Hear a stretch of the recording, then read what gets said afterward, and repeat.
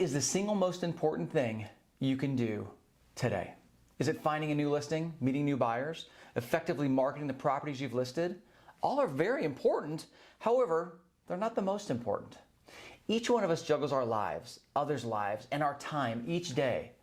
There are new things that occur by the minute, and we often feel that they're the most important thing for that specific day. We have tasks and things that are asked of us, and most times we take them on right then and we cast aside whatever was most important to us during that very moment. While the whirlwind is occurring, we typically forget the obvious. So what's the obvious? It's communication, but not just any communication. It's effective communication, which is a big difference. So what do I mean by that? Well, I'll give you an example.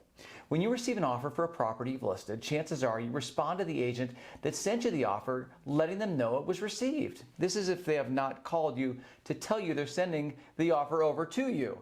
You will then reach out to your clients through various forms of communication to ensure you're able to connect with them as soon as possible so they can review.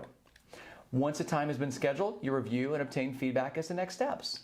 If countered, you move through a similar series of tasks to connect with the buyer's agent, and this may continue for a little while as these actions are repeated until the offer is either accepted or rejected.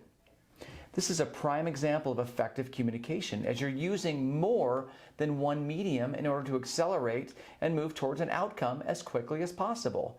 Chances are you texted, you called, you emailed, you sent smoke signals, whatever it is you did a lot of different things to ensure you stayed on a tight timeline. So my question to you is, do you do this with everyone you communicate with?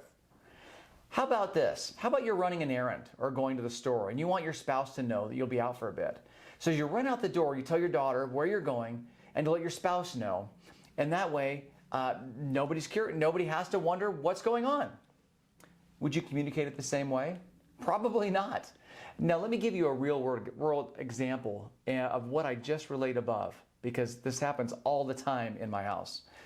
My wife will be running out to do something and let my daughter, Tani, let her know that to let me know where she's at.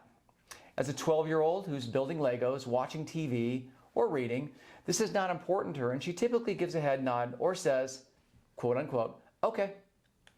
When I come home or go downstairs and notice Trista's gone, I'll ask Tani, and this is the response I get. Probably 9 out of 10 times. Hey Tani, where's mom? I'm not sure. She told me, but I don't really remember. In this instance, there was a much lower level of importance on our communication, and it didn't seek to ensure that it was done effectively. If Trista could have simply asked Tani to repeat where she was going and have her do so, the outcome would be very different. Make sense?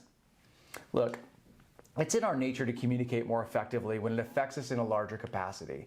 When selling a home or constructing an offer, your paycheck, reputation, and relationships are on the line. This is a time when you're typically communicating at your highest levels using all mediums from technology to verbal and nonverbal communication skills. Through a few very simple tweaks, you'll find that when operating at this level, you have more time and energy along with stronger relationships. You're removing the nuances of having to repeat yourself or backtrack on earlier conversations. Always seek to obtain confirmation that your message was received. This is no different than a coach or instructor asking you if you understand their message. When you begin operating at this level, you will solve most, if not all, of your problems throughout your day. Great quote. The single biggest problem in communication is the illusion that it's taken place. That's by George Bernard Shaw, Nobel Prize winning playwright. Here's to being intentional and seeking confirmation each time we communicate. Have a great week. Thanks for tuning in. Bye for now.